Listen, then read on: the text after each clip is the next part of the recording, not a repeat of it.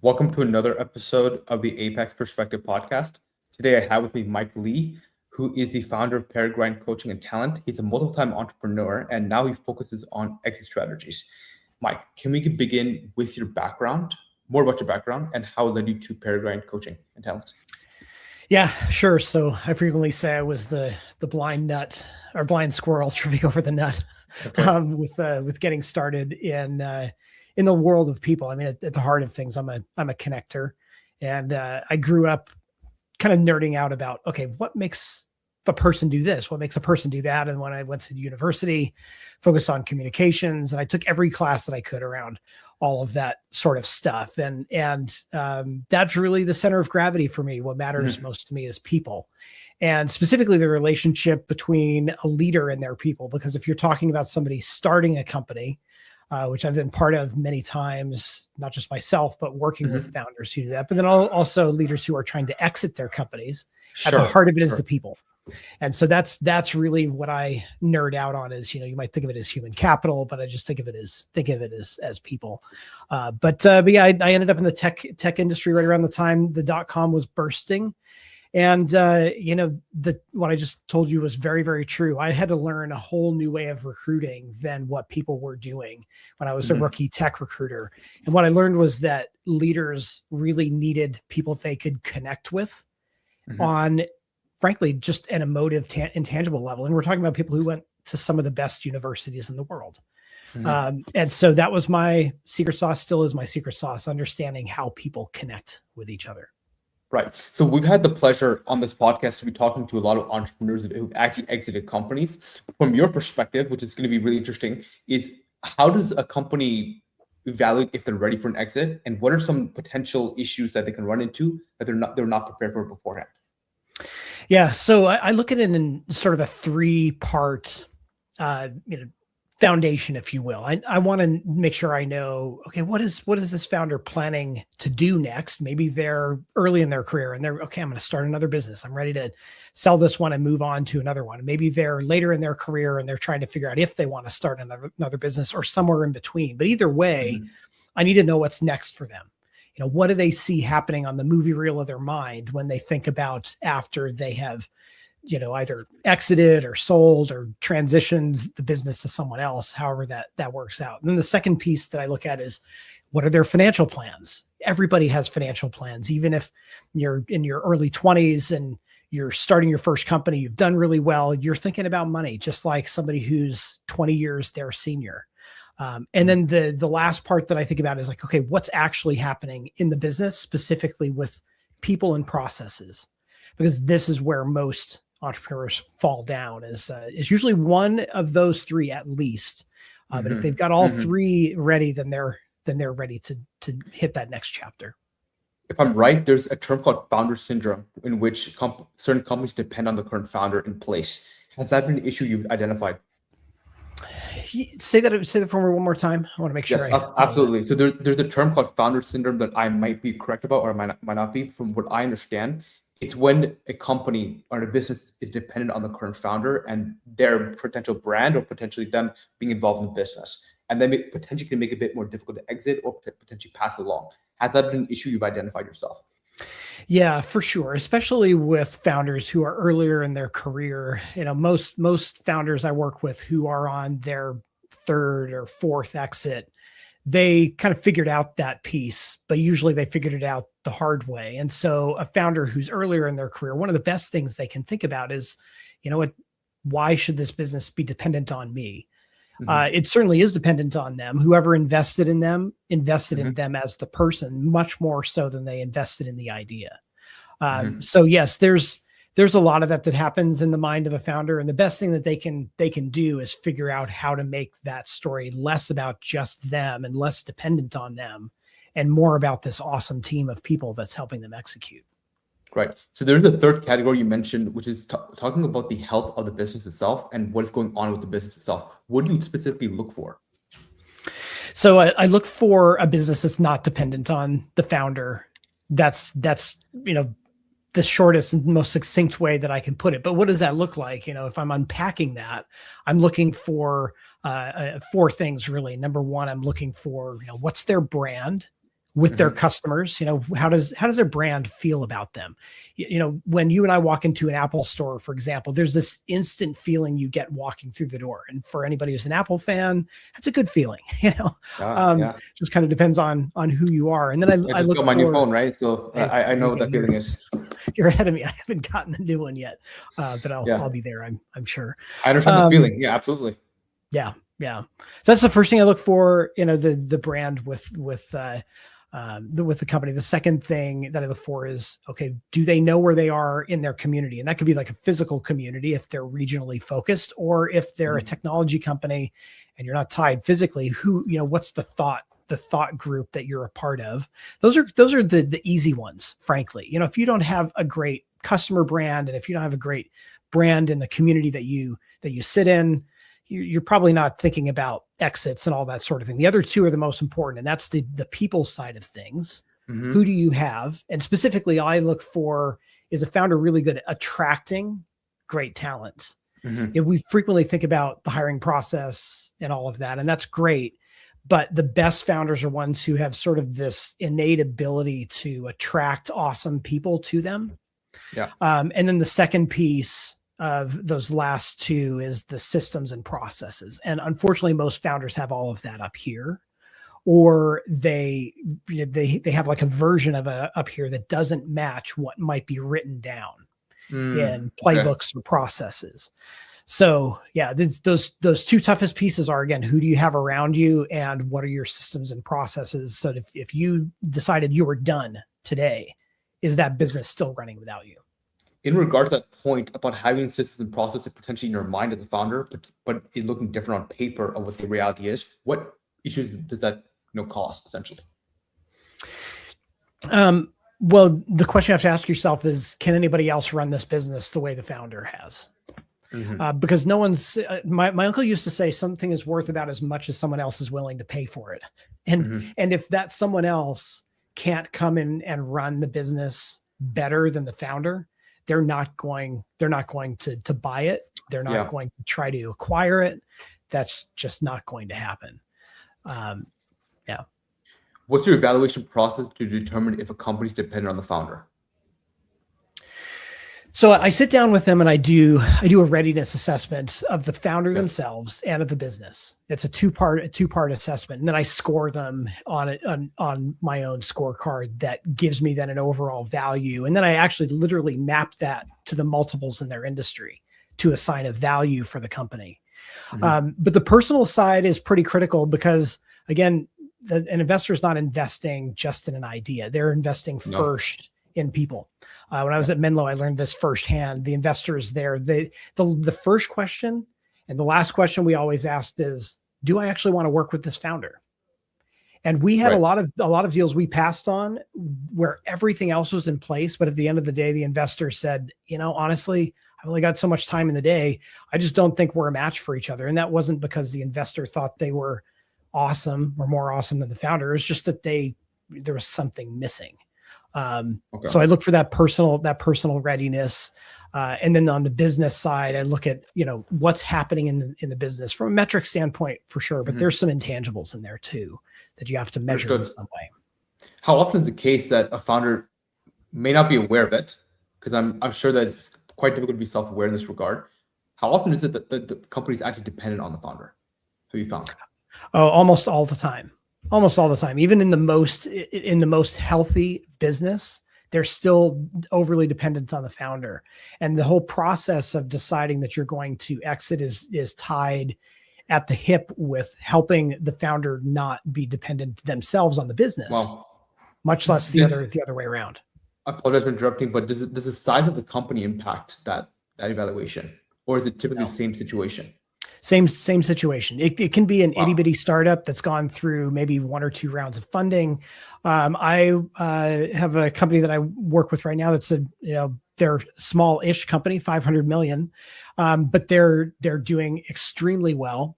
Very dependent on the CEO of the business. Very dependent to a level that they have tried to exit, but weren't until we started working together, and now we're getting them there. And then even larger companies. I worked at a company that ended up being acquired as a tech startup, and that was acquired by Home Depot, kind of a fun and funky story, but Yeah. that business was very dependent on the founder, and we didn't get to the point of actually teasing the two apart until it was literally a $2 billion business.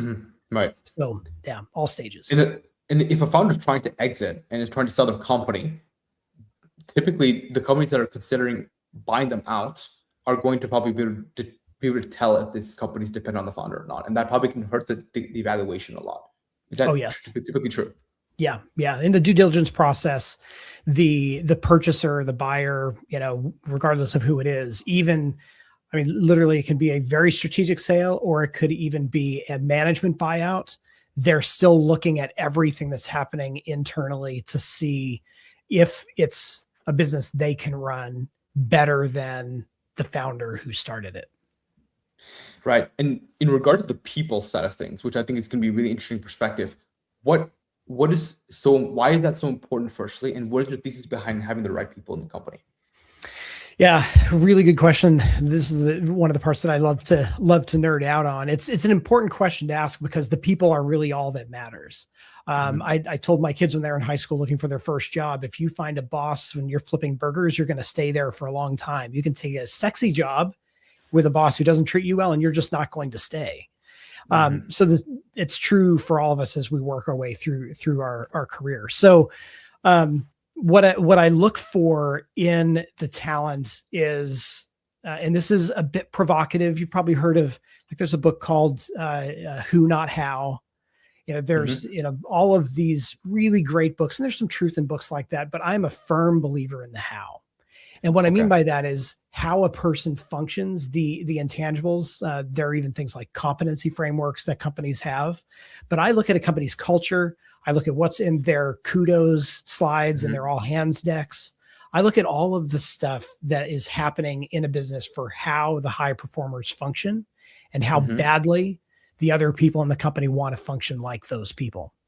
That is, and that's exactly what a buyer is going to look for, because they know they can't depend on anybody other than the team that's in place to execute either. So you can look at, education, background, all that sort of stuff. Very, very important. What's your tool set, your stack? Critical, absolutely critical. But the number one thing that it always comes down to, whether or not a buyer realizes it or not, or a founder realizes it or not, is how the people function. Right. So, yeah. Well, let's say there is a situation in which the company's heavily dependent on the founder, and there is a potential cultural mismatch in regard to what they're looking for. How long does it take to recover that situation? Uncalculably long. I don't even know if that's a word. But I mean, best case scenario, you're looking for someone for a couple of months. You bring them in, you spend the first 3 months really getting to know them. Then you're hoping your next 3 months they're actually executing. By the time you figure out that that's a problem, you're close to a year in. And then if you're going to hire again, you're going to be another year with whoever you replace that person with. It's a 2-year mistake. And can you figure it out and recover from it in a shorter period of time? Sure. But for the most part, that's how long it takes companies to recover from, making a people mistake. Yeah. And I really love the points you're making specifically earlier in this particular podcast about one, need to know what are the founders' plans, what are they going to do subsequently, how are they financially, and then of course more so knowing about the business systems that are currently in place with the company. What was really especially interesting is about the dependency part, right? And I want to know from your perspective, what actually has to happen? What are some steps that have to happen in order to make sure that the company is less dependent on the founder? What steps have to be taken? So I mentioned the assessment, taking some time to assess both the personal readiness and the business readiness. From that, you got to create an action plan, and this is an action plan that you can execute on, and preferably at least get the pieces of it in place in no less than 1 to 2 quarters max. And then from there, you're executing. You're executing on that plan quarterly, and you're reassessing every quarter. Literally 1-page red, yellow, green scorecards that are bucketed across those 4 areas, community, customer, brand, people, systems and processes. Mhm. Develop a scorecard for each one of those 4 areas. Give yourself a score. If you're doing this yourself, if you're working with me, this is what I do with a founder. I will score those, and then we'll take a look at that every quarter Yep. and see how we're improving. But yeah, we get right down into the weeds of how work is actually being done and what deliverables are being delivered as part of that process. Excellent. So what I want to do now is go ahead and shift this conversation to a little bit more about you, Mike. And the first question I have for you is, what is something about your life or about you that you wish more people knew about? I love philosophy, and Okay. probably people could pick it up so far from this conversation. But I Yeah. spend a lot of time every morning meditating. I'm big into mindfulness and going into a day with an intention and having the ability to stop and watch what happens along the way to figure out how to be present to the things that matter most. Mhm. And I'm an idealist, and sometimes people may wonder if you're working with someone who's, helping you with your team, Mhm. you know, which is most helpful. Do you want a realist? Do you want an idealist? In my view, I think you want an idealist who's a philosopher, because you're going to have someone who's constantly looking at what can be, but Yep. comparing it to why maybe it's not that way today. Mhm. So Why did yeah. you choose to become an entrepreneur? I wanted to make an impact on the world. I've started 3 businesses, started an international nonprofit. The nonprofit was truly by mistake. And that was, one of the biggest, most impacting things that I have ever done in my Mhm. career. But I wanted to see the mark that I could have on people around me. There's Mm. something about the pressure of being a literal check signer for people, where they're dependent on you to help take care of their families. But part of what came out of that for me was realizing where, and I'm still learning this to be sure, realizing where I'm falling short, Mhm. because there's nothing more than someone else's livelihood to help a person understand where you're leaving a gap for them. Yeah. And so I guess what I really wanted was, and still want, is just the ability to see what is real and what needs to change to reach Mhm. whatever that idealistic picture is that I have in my mind. And this is gonna be an interesting question I'll ask you. What's the biggest difference between you in your 20s and you now? Well, I was a real asshole in my 20s, Okay. but Okay. it's interesting. I'm much more comfortable with myself now than I was in my 20s. And I don't know if I Okay. look it or not, but I'm 51, so that was a long time ago. And Mhm. I had a rule of thumb way back then. When 2 rules of thumb actually. Number one is that people love to talk about themselves, which is still true. I think that's the first rule about people. And then the second Sure. was that people never change. And then I go through life realizing how very untrue and unfair that is, and Yeah. come across literal paradigms that prove how people do change. Yeah. Yeah. I'm not sure where that came from, perhaps a need for control. But then seeing myself change because I had to change to be a better, more true version of myself for the people who needed it. I think in your 20s, people let you get away with stuff. And by the time you get into your 40s, they're like, okay, party's over.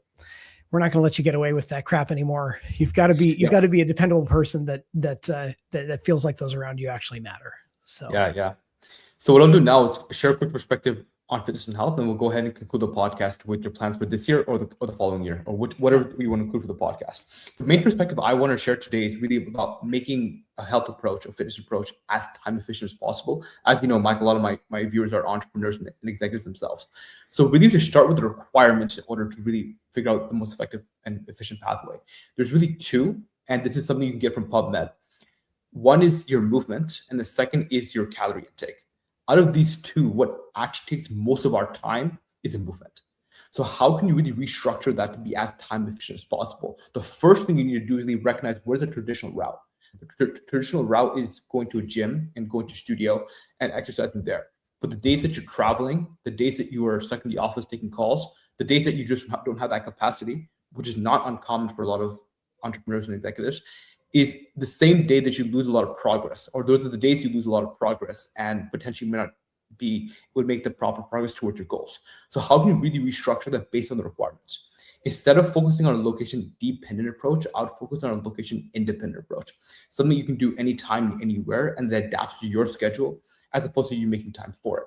And one example I love to always talk about on the podcast is step count, because that's something you can do literally while you are watching this podcast. It's something you can do while you're potentially at an airport. If you have ground underneath you, you can do it, which is the reason why it's super effective. But it still fits the requirements of the movement and, of course, your calorie intake. And the main thing I would like to say is, if you really, really understand the requirements and really want to attend to the requirements, that typically will allow you to identify other ways to meet those requirements and actually make sure that your goals come to fruition. And that's actually what I used to lose over 70 pounds myself. So hopefully that was a valuable addition to the podcast and to the viewers, of course. What we'll do now is go ahead and shift this conversation back to Mike and a little bit more about his plans for this year or the coming year. Congrats, by the way, on that. That's quite an achievement. I need to lose a few pounds myself. So, trying to get into swimming. I'm always a yoga fan too. So that helps. But plans for this year, they're really focused on finding leaders who know that their next step lies in equipping the people around them, and they need help doing it. So I have a goal this year of helping 4 businesses with their exits. It's going to be exciting to see how all of that shakes out, because there are already things in the works compared to what happened last year. And I think the other piece of that for me is just simplifying life a bit on the personal side, focusing on what I actually am going to spend my time on outside of work, and that'll help me do the same in work. Well, Mike, where do people learn more about you and the work you're doing?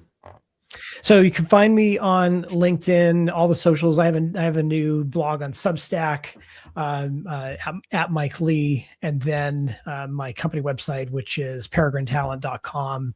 Love to connect with anyone who's interested in chatting. Excellent. Well, thank you for coming on the podcast, Mike. It was a pleasure, and really understanding those perspectives about making sure the company is not dependent on the founder, and all the other variables in regards to the people are incredibly important perspectives you provided today. So thank you. This